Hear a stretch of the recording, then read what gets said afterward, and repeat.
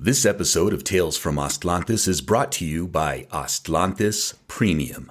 Don't you just hate having your favorite podcast interrupted by ads like this? Well, dear listener, you're in luck.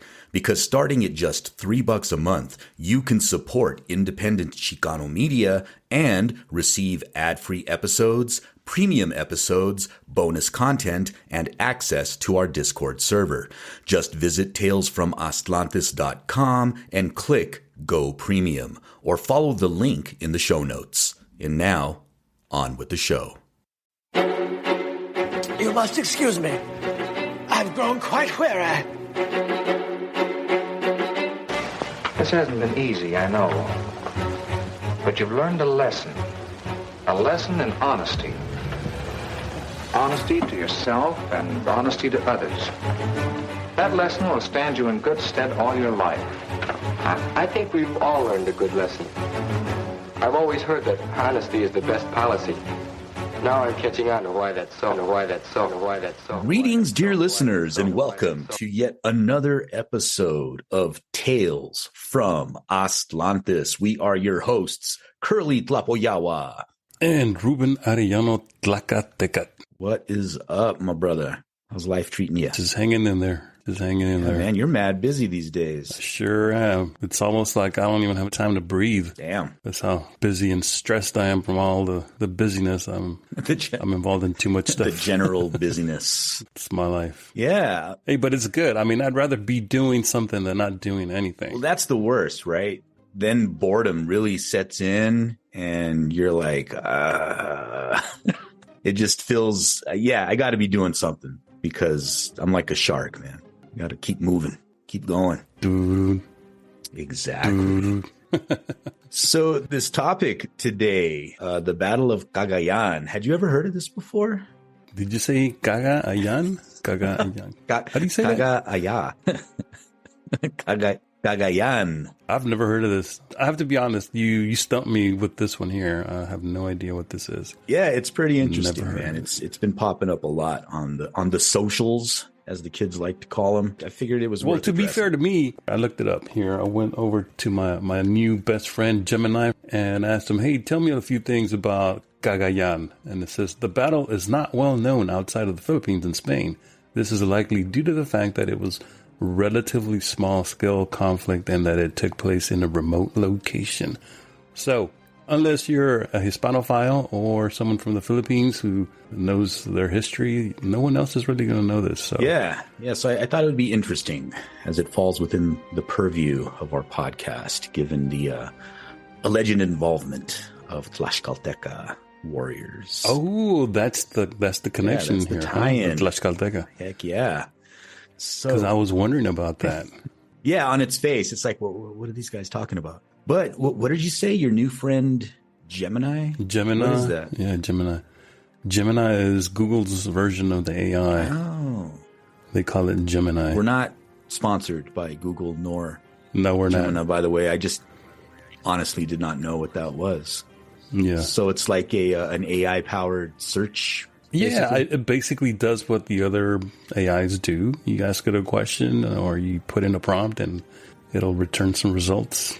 Nice. So I just use it instead of Googling now. Sometimes Google is still useful because there's certain things that Gemini can't do, but you can pretty much ask Gemini anything and it'll populate it with stuff that's already out there on the internet. So interesting. I'll have to take a look. Yeah, you should, because you know what it does. The good thing about this is that it eliminates all the ads that come with doing just the standard Google search, and just gives you like a bullet point list of things and relevant websites that you might want to follow up with. Oh, sweet. Things like that. I'll have to take a look. Well, with that, dear listeners, I want to begin this episode with a simple, humble request. Please do not rely on social media posts as your sole source of historical and archaeological information. This should not be a controversial statement. Yet every day my various feeds are inundated with well-meaning individuals who are uncritically sharing and reposting pseudo-history without bothering to check the sources or seek outside information. It really grinds my gears to borrow a statement from my esteemed co-host.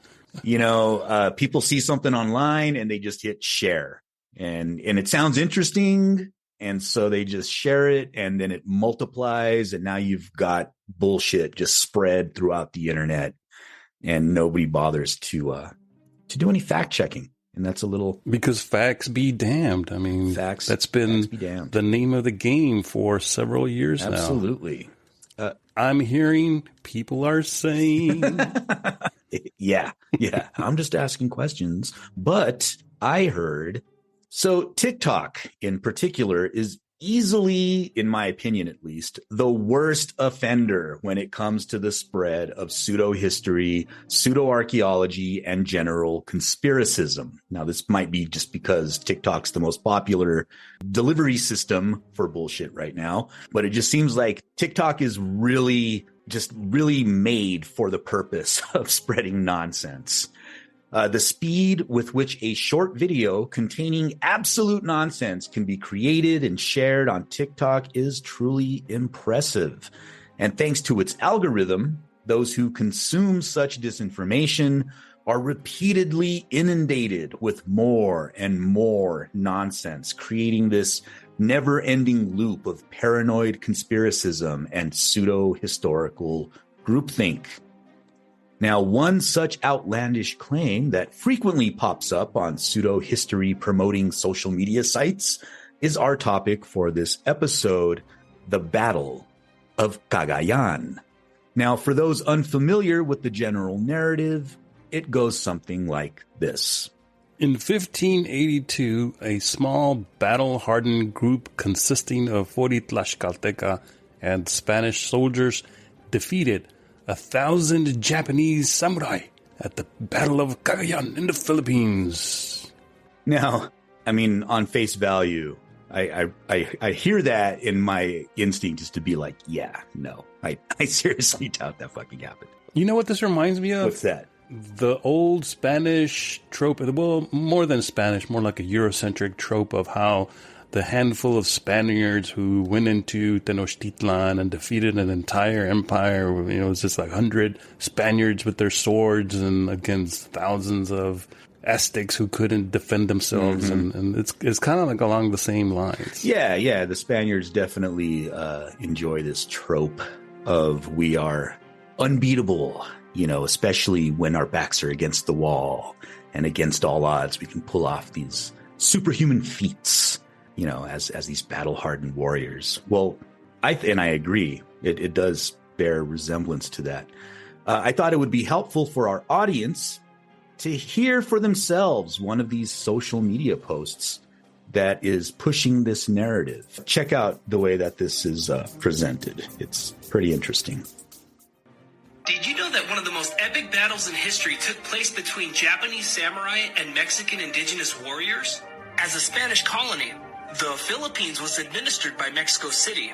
At the time, indigenous soldiers made up more than 90% of Spain's military in Mexico. In 1582, a fleet of between 600 and 1,000 Japanese pirates, some of them Ronin samurai, began raiding Filipino villages in Cagayan.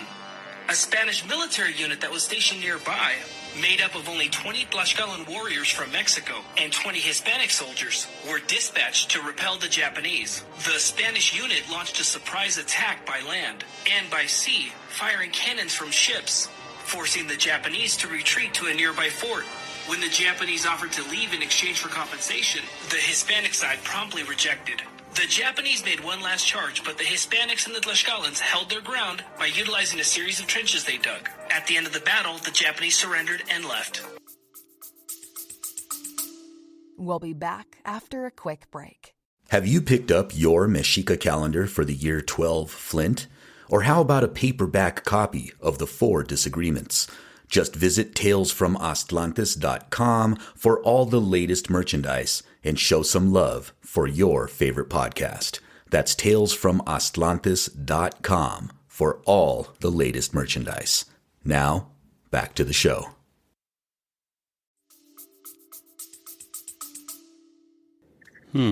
So, I mean... So are you telling me that none of that is true, Curly? Well, because it sounds pretty legit. I mean, I don't know. Well, I'll admit, at face value, this story sounds pretty badass, right? I mean, it does. I want to see the movie version of this because it sounds like the plot of a movie, the Nickelodeon, if you're listening. But it's like you just asked, is this actually what happened? Did a small band of spunky Tlaxkaltekah and Spanish soldiers really vanquish 1,000 Japanese samurai in a Thermopylae-style beatdown in the Philippines? Well, not exactly. So, and for those who don't know, Thermopylae is, if you've seen the movie 300, that's what I'm referring to for you. So did he say 1,000 in that clip? Or maybe I missed it. Yeah, he said 1,000. Okay. So 1,000. Historical documentation regarding this event is sparse, to say the least. In fact, we only have 2 documents, letters that were written by Spaniards about the event. And these letters reveal questionable, often contradictory statements that strain the fabric of believability. Now, here are the 2 letters in full. The first letter is written by Juan Baptista Roman on June 25th of 1582. And it goes, see, I got to fight the urge to read it like one of those Civil War documentaries where he's like, my dearest Sheila, the battle against the Confederates was harsh today. But you sound like the old man from Futurama. What's his name? The old scientist. Oh, the professor. The professor. Good news, everyone. That guy. Yeah. And I'm also going to resist the urge to, really over enunciate the most illustrious and excellent sir. Yes, please. So the letter... Spare us, Curly. Spare us. Just this once. Most illustrious and excellent sir. I do not know whether the letters with new information which the governor is writing today will arrive in time to go on this ship, which has been dispatched to this port of Asabite. So I wish to give your excellency notice of what is going on. Yesterday, St. John's Day, in the afternoon, there arrived 6 soldiers who had gone with Captain Juan Pablo de Carrion against the Japanese, who were settled on the river of Cagayan. They say that Juan Pablo sailed with his fleet, which comprised the ship Sant Giuseppe, the admiral's galley, and 5 fragatas. Fragatas. From the port of Bigan, situated in, does that say Ilocos? I think so. Ilocos. Yeah. About 35 days' journey from Cagayan. As he sailed out, he encountered a Chinese pirate, who very soon surrendered. He put 17 soldiers aboard of her and continued his course.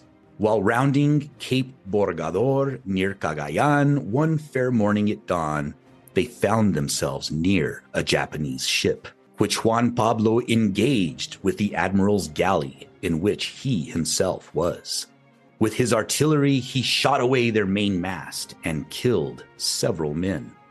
The Japanese put out grappling irons and poured 200 men aboard the galley, armed with pikes and breastplates. There remained 60 arquebusiers. Am I saying that right? I think so. Arquebusiers firing at our men. Finally, the enemy conquered the galley as far as the main mast. Exciting stuff. I'm picturing it in my head.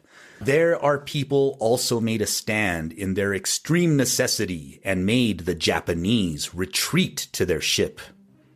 They dropped their grappling irons and set their foresail, which still remained to them. At this moment, the ship Sant Giuseppe grappled with them, and with the artillery and forces of the ship overcame the Japanese. The latter fought valiantly until only 18 remained, who gave themselves up, exhausted. Some men on the galley were killed, and among them its captain, Pero Lucas, fighting valiantly as a good soldier. Then the captain, Juan Pablo, ascended the Cagayan River and found in the opening a fort and 11 Japanese ships. He passed along the upper shore because the mouth of the river is a league in width. The ship Sant Giuseppe was entering the river, and it happened by bad fortune that some of our soldiers who were in a small fragata called out to the captain, saying to him, "Return, return to Manila, set the whole fleet to return, because there are 1,000 Japanese on the river with a great deal of artillery, and we are few." Whereupon Captain Luis de Callejo directed his course seaward, and although Juan Pablo's fired a piece of artillery, he did not and could not enter, and continued to tack back and forth. In the morning he anchored in a bay, where such a tempest overtook them that it broke 3 cables out of 4 that he had, and one used for weighing anchor. He sent these 6 men, these are the original 6 men he's talking about, right, that are telling him this story. He sent these 6 men in a small vessel to see if there was on an islet, how do you say I think that? it's islet. Yeah. Any water, of which they were in great need. The men lost their way without finding any water, and when they returned where they had left their ship, they could not find it. They met with some of those Indians who were in the galley with Juan Pablo's, from which it was learned that Juan Pablo had ascended the river 2 leagues and had fortified himself in a bay, and that with him was the galley, which had begun to leak everywhere in the engagement with the Japanese. The Indian crew was discharged on account of not having the supplies which were lost on the galley. Most of these men went aboard the Sant Giuseppe. They said that the Japanese were attacking them with 18 sampans, which are like skiffs. They were defending themselves well, although there were but 60 soldiers with the seamen, and there were 1,000 of the enemy, of a race at once valorous and skillful. The 6 soldiers came with this news, and on the way they met a sailor who had escaped from a Sangli ship which had sailed from here with supplies of rice for Juan Pablo. He says that the Sanglis mutinied at midnight and killed 10 soldiers who were going with it as an escort, who had no sentinel. This one escaped by swimming with the aid of a lance that was hurled at him from the ship. Moreover, I have just detained some passengers who were going on this ship, because there are no troops on these islands, and 100 soldiers have to go immediately as a reinforcement, although the weather is tempestuous. I expect to be one of them, if the governor will give me permission. These enemies, who have in truth remained here, are a warlike people, and if your excellency does not provide by this ship and reinforce us with 1,000 soldiers, these islands can be of little value. May your excellency with great prudence provide what is most necessary for his majesty's service, since we have no resource other than the favor your excellency shall order to be extended to us. Yeah, this guy's an ass kisser, huh? Mm-hmm. The governor was... They all have to be. Yeah. The governor was disposed to send assistance to the ship, which was a very important affair. But after these events, he will not be able to do it, because there do not remain in this city 70 men who can bear arms. May our Lord guard them, most illustrious and excellent person of your excellency, and increase your estate, as your excellency's servants desire. From Sabite, June 25th, 1582, most excellent and illustrious sir, your servant kisses your excellency's hands. Yeah, more than kissing his hands. Juan Baptista Roman. Now, that was a tradition. Kissing of the hand. Yeah. I mean, even in Mexico, like growing up, like I remember seeing that in my dad's hometown. Like when you're a kid, you're kind of expected when you're like if you're walking down the street and you see an aunt or an uncle, and you make eye contact, they expect you to go up to them and say hi and kiss their hand. Really? Seriously? Wow. Yeah. I mean, that's an antiquated custom. I don't know if it's still true today, but it was when I was growing up. Wow, that's wild. Yeah. How many hands did you kiss? Way too many. I had to, man. I didn't know any better. You got to do what you got to do, I'm man. a kid. your kid. It's part of the culture. Say no. Can't say no. So there's a lot to unpack in this letter, but for the sake of time, I'll just say that we should note that the story did not come from firsthand experience in any battles, but from secondhand sources, these soldiers that happened upon these other people who told them what happened, right? And as we... Wait. Say that again? So it was these six soldiers who were sent to go look for water. They come back and they can't find their ship anymore. And then they bump into these indigenous peoples who were serving on one of the ships. So when they say Indian, they mean the Tlaxcalans? Yes. Or Tlaxkaltekah? Yeah. Okay. Yeah. See, that part was confusing me. I didn't know if they meant like Indians from India or were they talking about right. I should have clarified that. So these soldiers bump into the Tlaxkaltekas who relay this story to them. Like, oh yeah, this crazy shit happened. And even the story that they relay is not the story that's being shared on all these social media sites, you know? Wait, so the story, the first-hand account comes from the Tlaxkalteca themselves, who told it to those 6 individuals who had been sent away, who then told it to Juan Bautista Roman. Yes. Is that the chain? Am I following? Yeah. The chain of, okay. The chain of information. So it was like a game of telephone. So by the time we get it from Juan, it's already third removed at this point. Yeah, exactly. Okay. And it doesn't really match up like what other people have said. You know, the modern interpretations of this event don't really follow what was going on here. And as we will see later, when we contrast the alleged number of participants in the battle to the actual carrying capacity of all the ships involved, the numbers don't quite add up. So we'll take a look at that later on in the episode. So here we have the second letter, which was written after the first, presumably by Don Gonzalo Ronquillo de Peñalosa on July 1st, 1582. If you would do us the honors, sir. Of course. Royal Catholic Majesty, by this ship which is to leave these islands on the last of June of this year, I am giving your Majesty a full account of the condition of affairs and events in this region. As it was about to sail, news came of the fleet, which I wrote among other things I had dispatched to the effect a settlement in Cagayan, and of the punishment and resistance of the Japanese pirates, of whose coming we had news this year. The fleet sent by me, as above stated, met 2 vessels of the enemy near Cagayan, one of the Japanese and the other Sanglis. An engagement ensued, and those vessels surrendered after a fierce fight, in which 200 Japanese, among them the commander of the fleet and his son, were killed, while we lost only 3 soldiers. Juan Pablo de Carrion, whom I sent as my lieutenant general in charge of this fleet, continued his journey and entered the Cagayan River, where he was to make a settlement. At the entrance of the river, he found 6 more Japanese vessels belonging to the fleet of those which had surrendered. There was also a goodly number of people there and fortifications. On account of this lack of men, a severe storm having driven out to sea the flagship which he took on this expedition, he did not sack those forts, but attempted only to enter the river. Then he did, going up about 6 leagues, where he made a settlement in a place where he could erect a fort, whence he could direct offensive and defensive warfare against the enemy. I just want to interject real quick and say we've already got an inconsistency on the amount of Japanese ships that were encountered.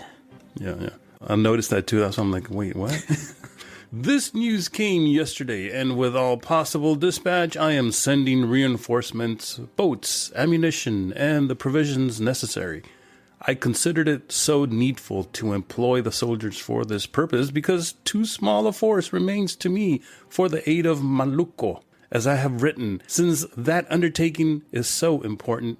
However, if they send from that place to beg aid, I shall give it with what forces I can, for I suffer a great lack of men and other things, because no reinforcements have been sent me from Nueva España, although I have implored them. This land suffers from a constant and pressing need of reinforcements, on account not only of its unhealthful climate, but of the many emergencies which continually arise when I must send aid.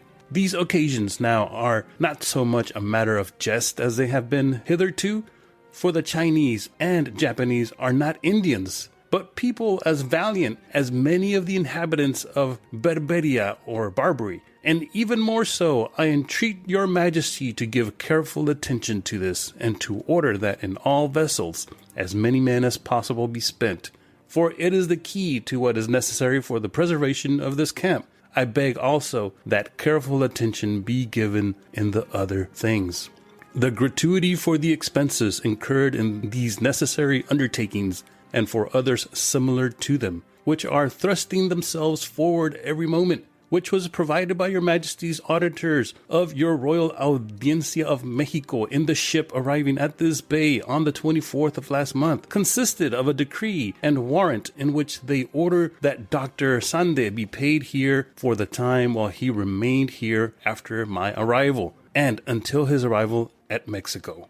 For this purpose, they set aside in their decree the tributes which belong to your majesty, and order that they be attached to this and sent to them, threatening me with imprisonment if I do not comply.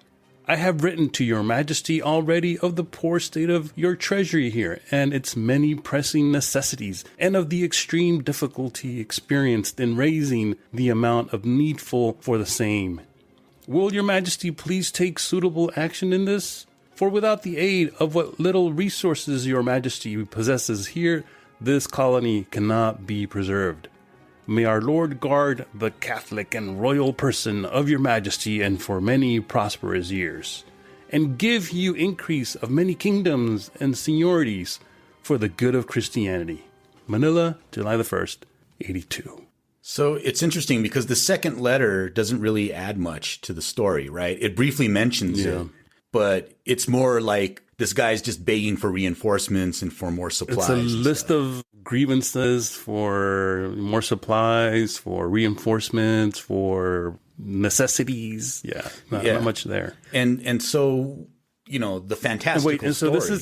This is only the second of the only two sources that we know of it's these two that mention the Battle of Cagayan. So the first one's the one that gives us the account that we piece together as to what happened. And this one just kind of mentions it and doesn't really go into detail, right? Exactly. Okay. So let's look at the 4 primary claims made on social media and see how well they mesh with the story set out in these 2 letters. So if you will read the claims, please, and I'll read the rest. Okay. So claim 1, the pirates were samurai. The primary claim made by pseudo-historians on TikTok and other social media sites regarding the Cagayan battles revolves around the alleged involvement of samurai as the pirates. Samurai. Such a cool word. This claim probably stems from the fact that former samurai did sometimes find themselves employed as pirates. In samurai lore, those without masters are referred to as ronin, who frequently sought employment as mercenaries, or in some cases, they resorted to banditry. Among them, some turned to piracy and adopted the mantle of woku, a notorious breed of pirates active in East Asia from the 1200s to the 1600s. These former samurai were extremely appealing as recruits for the woku due to their skill in combat. But it should be noted that ronin never made up the majority of these raiding parties. The woku were made up of individuals from diverse backgrounds, such as fishermen, farmers, merchants, craftsmen, and smugglers. Their attire typically lacked armor, favoring weapons like the bow or spear, although gunpowder weapons gradually replaced the bow in the latter half of the 16th century. But we should note that neither letter makes any mention whatsoever of ronin, of samurai, or of anything resembling a professional army. For the most part, the woku were regular men, not warriors. Basically, there is no evidence at all that samurai were present at the Battle of Cagayan, much less an entire army of ronin. What do you think of that movie Ronin, though? The one with... You like that movie? Yeah, it was pretty cool. The De Niro. It was pretty cool, right? Yeah, it was good. Claim 2. The pirates were Japanese. It's often assumed that the pirates involved in the Cagayan battles were exclusively Japanese. Hell, the two letters specifically refer to Japanese pirates. However, the Wokou were an ethnically diverse group, comprising individuals from various nationalities. These groups commonly consisted of a blend of Chinese, Japanese, and Koreans. Depending on their proximity to China, Japan, or Korea, the composition of Wokou would reflect a higher proportion of the respective nationalities, right? I mean, this makes sense.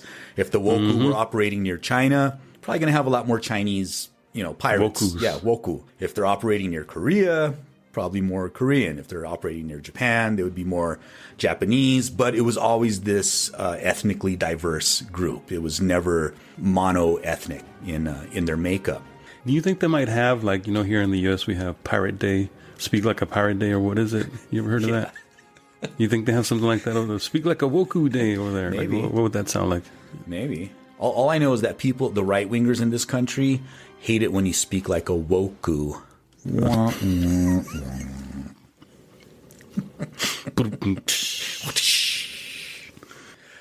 Given Claim 3. Oh, wait. Where are we? I lost track. Given that Cagayan was situated quite a distance from Japan, it's more plausible that the pirates operating there were a mixed ensemble, potentially even including local Filipino recruits. Claim 3. Spanish forces consisted of only 40 Tlaxkaltekah and Spanish soldiers. Another remarkable assertion stemming from the events at Cagayan is the purported victory of 40 Spanish soldiers against a force exceeding 25 times their number within a few days. However, this claim contradicts a second Spanish account, which mentions a total of 60 soldiers. So one of those letters specifically says they had 60, and then people are saying 40. Anyway, this reveals a clear inconsistency in the sources. These conflicting narratives underscore the uncertainty surrounding the accurate count. Yet, the focus solely on the number of soldiers overlooks a crucial aspect: the presence of the crews aboard the Spanish fleet, consisting of the galley San Giuseppe and 5 small fregatas. Each vessel boasted a trained crew, adept at boarding actions and ship defense, even in the absence of soldiers. So if you have these ships, even if there's no soldiers on them, they would be trained, presumably they would have had to have fight off some pirates before, or maybe enemy nations. These guys weren't just going to sit there holding the oars oh, well, shit, guess we're done for, right? But also what really impresses me about these people who believe these claims that they were fighting against a force that was over 25 times their size. You have to be a complete rube to really believe that. Yeah. Who believes this? Honestly, deep down. If they do a good accounting of the numbers, who believes this happened? Right? Seriously. Yeah, I agree with you 100%. I mean, you have to be completely dense to believe that this is true. Honestly, I'm sorry to say it. I know it comes off as a little arrogant, but come on. Seriously? We're going to change the name of our podcast to Come On. Come on. Seriously? Good one. Hey, I like that. It's got a good ring to it. And nonetheless, it was customary for naval ships to carry a full complement of soldiers, similar to modern-day Marines, just in case shit went down, right? I mean, come on. It was a dangerous time for people to be traveling around without any sort of defense or knowledge of how to defend yourself. While precise figures remain elusive, I'm really trying to use that word more because I like the way it sounds so much. Elusive. It's plausible that each fregata accommodated approximately 100 sailors, with the galley and San Giuseppe likely housing larger crews. For instance, the galley, including rowers, might have carried upwards of 200 individuals. Thus, the total Spanish strength could have ranged from 500 to 800 men at a minimum, even without factoring in additional soldiers who may have been added for these expeditions. You know, honestly, if you really think about it, it's that movie 300 that ruined it for everyone. Yeah. Seriously. It made it seem believable, right? That Exactly. this could happen. You know, like, people believe movies as if they're true. Even the movies that, let's say, it's based on a true story. Yes. Based what? Like, maybe what? The people in it are actual people that lived, but the entire story is completely made up. Yeah. That still makes it based on a true story. Yeah. And then people go and watch these things and they believe them as to be true and as an accurate accounting of the historical event. Well, and so ever since that movie 300 came out, it's like you see more of this pseudo-historical interpretation that usually favors Europeans. Oh, you see how absolutely. badass we as Europeans are? You know, it just took a handful of Spaniards to defeat the Aztecs. It took a handful of Spanish and a couple of Indian Tlaxcalans to defeat the 25 times more samurai sailors or whatever. And it's like, seriously? You believe that? Honestly?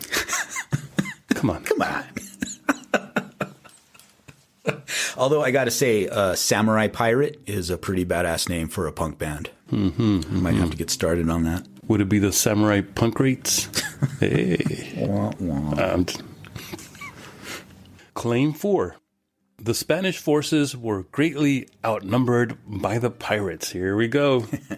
The Spanish narratives of the battles tend to be exaggerated.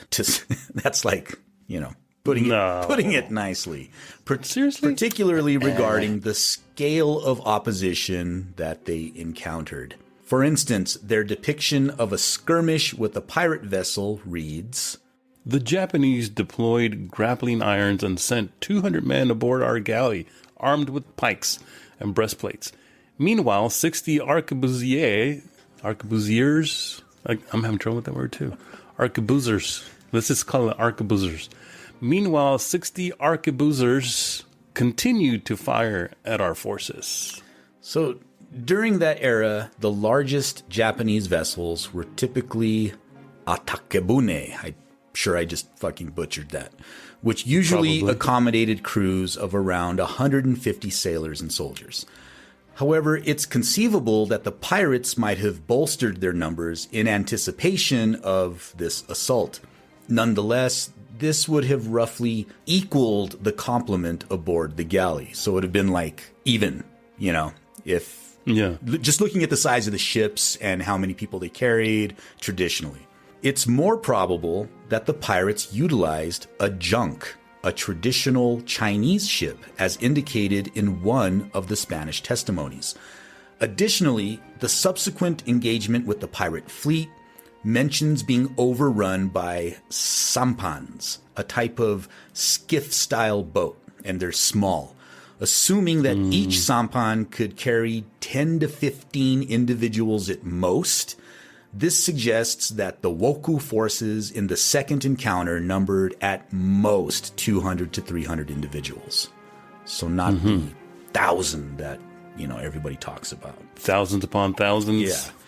It should come as no surprise that many of the social media accounts promoting the unabashedly pro-Spanish version of this event are relying not on historical records, of which there are two, but rather on a story from the right-wing Spanish newspaper ABC, or ABC, I'm assuming is what they call it in that part of the world. Do you know what it stands for, ABC? I don't. But here's the Wikipedia description of ABC. ABC is known for generally supporting conservative political views and defending the Spanish monarchy. The paper has also a right-wing stance. Its director since 1983, Luis Maria Anzon, left the paper in 1997 to found another daily, La Razón, which initially catered to even more conservative readers. So yeah. Not an unbiased source, right? Yeah, exactly. I mean, you want to talk about pro-Spanish. They're not going to look at this event uncritically in the way that they present it. Or maybe critically. Yeah. They're not even looking at the source. Yeah. There's no mention of the sources. They're they're just going by the fantasy, by the fable. And, you know, the Spaniards, they're pretty well known for their fables. I mean, going all the way back to, you know, medieval period, which is kind of what spurned the whole notion of the seven cities of Cibola and the Antilles. And they love themselves a good story. A good story of riches and grandeur, and, you know, so this kind of falls in league with that, right? Well, the story that most of these from ABC, this right-wing conservative ABC, newspaper. ding, ding, 1, 2, 3.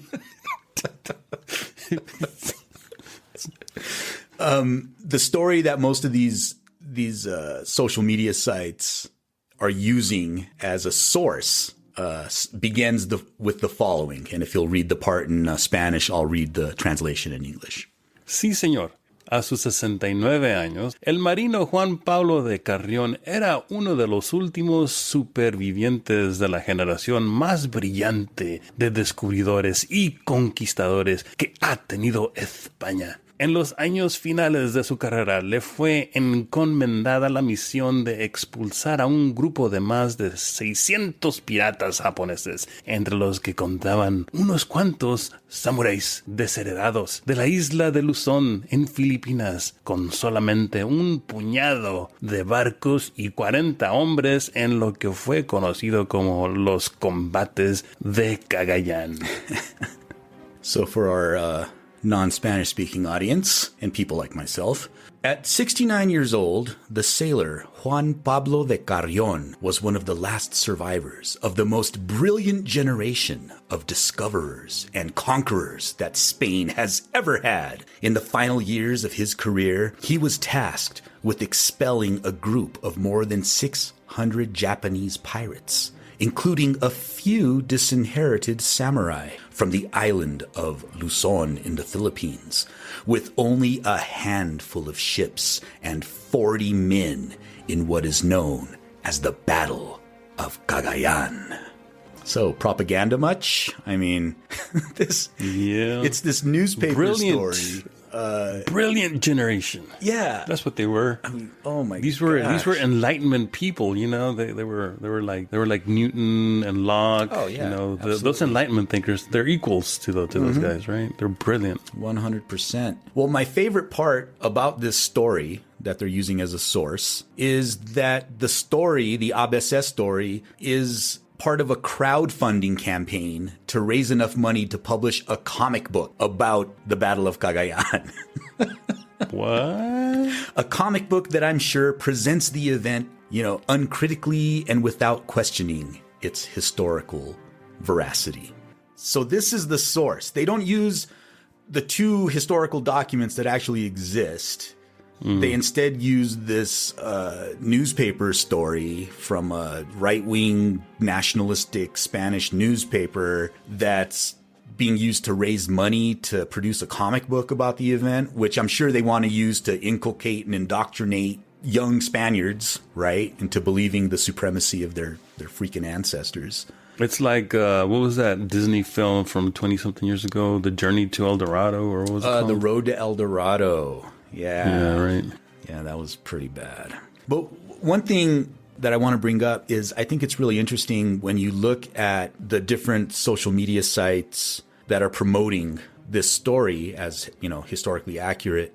The level of participation by the Tlaxkaltecas like raises and lowers depending on who's telling the story. So like if it's more of a Chicano-based TikToker, they'll be like, yeah, and there were Tlaxkaltecas. But when you look at somebody who's more of an Hispanista, they don't even mention Tlaxkaltecas. They're just like, you know, the Spanish, what do they call them? Tercios. The Spanish tercio fought off the 1,000 samurai. And so the story, it fluctuates. It's a very fluid story depending on who's doing the telling.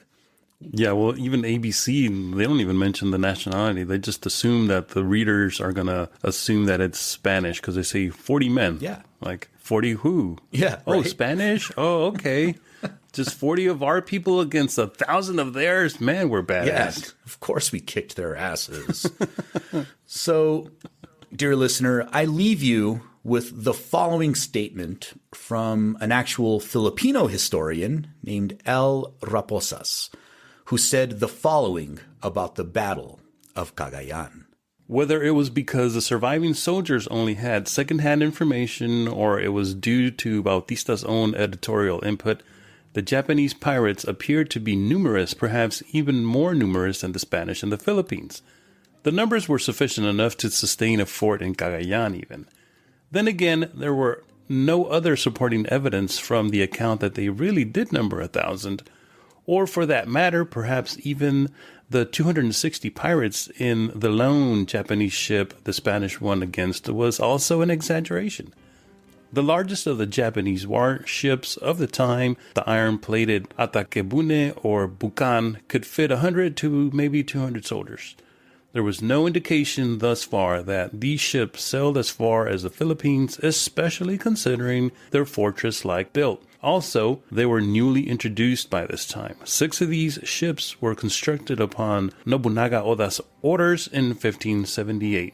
Also called Tekosen or iron ships, their first appearance abroad may have been during Hideyoshi Toyotomi's invasion of Korea, a full 10 years after the Cagayan battles. The first Japanese ship which Carrion won against may have had as many as 260 in it, but that would likely mean the ship was overloaded. In addition, the Japanese who later attacked Carrion's galley in Cagayan were on board sampans. These flat-bottom boats would usually accommodate only 3 to 5 people. If 1,000 were to fit in 18 sampans, that would mean over 50 pirates on each boat. Think of how that would float. Nice. Indeed. I like that.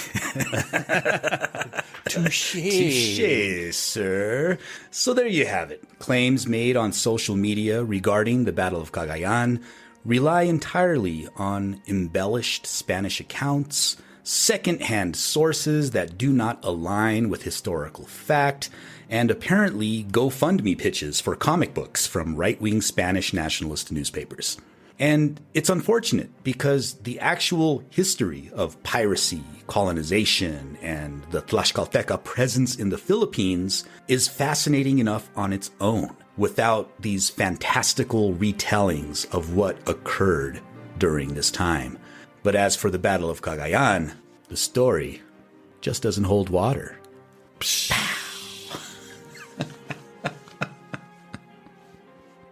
Yeah, so there you have it.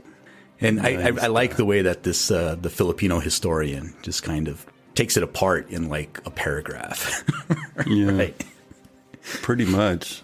Again, as I was saying earlier, who believes this? Yeah, you would have to be honestly out of your goddamn mind. You'd have to be like the hardest Spanish fanboy simp on the planet to think that any of this was true or plausible.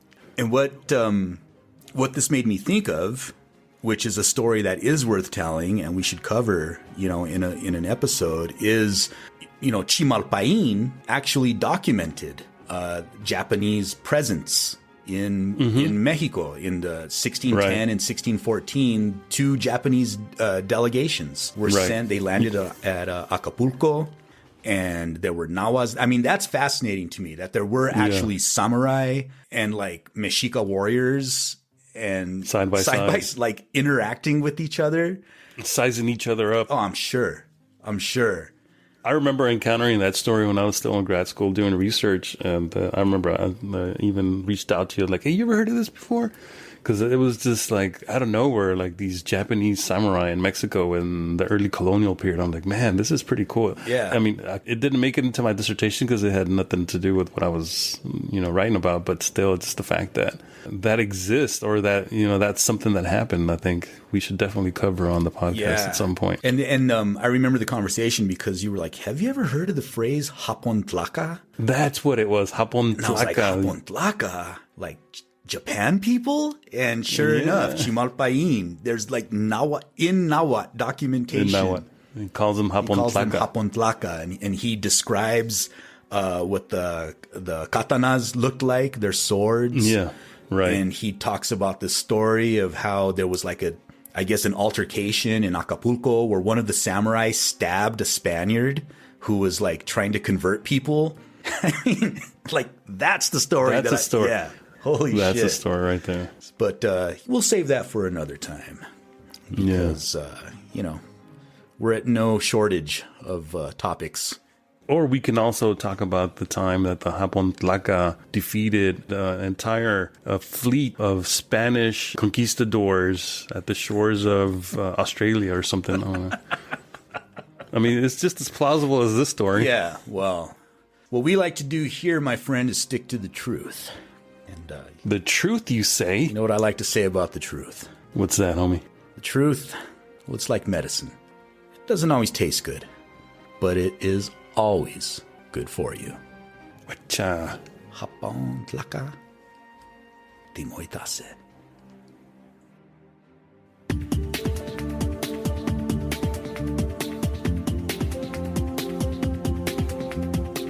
Hey noble ones, welcome back to my channel. This is the Metatron speaking, and lately people have been sending me links to this article on Facebook that talks about this battle that happened in 1582 between Europeans and Japanese samurai. All of this happening near the Cagayan River in the Philippines. Now, in the past, as I was studying Japanese history, I did read about this incident, but didn't go deeply into it. Clearly, this mention made me curious, so I read the article and I found statements such as the following. 40 Spanish soldiers defeated 1,000 Japanese samurai.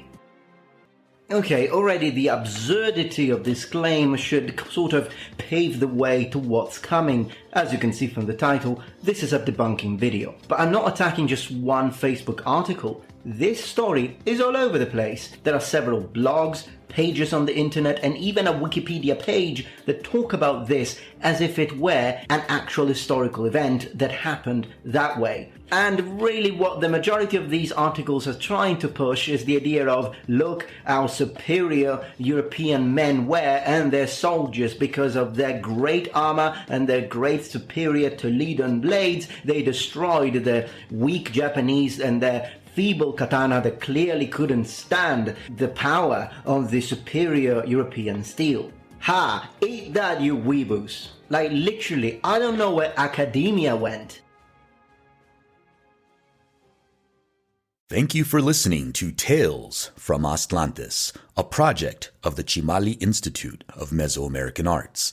If you enjoy the show, please consider becoming a Patreon supporter. You can do this by visiting talesfromatlantis.com and clicking Support the Podcast. Your continued support will help keep the podcast ad-free and independent.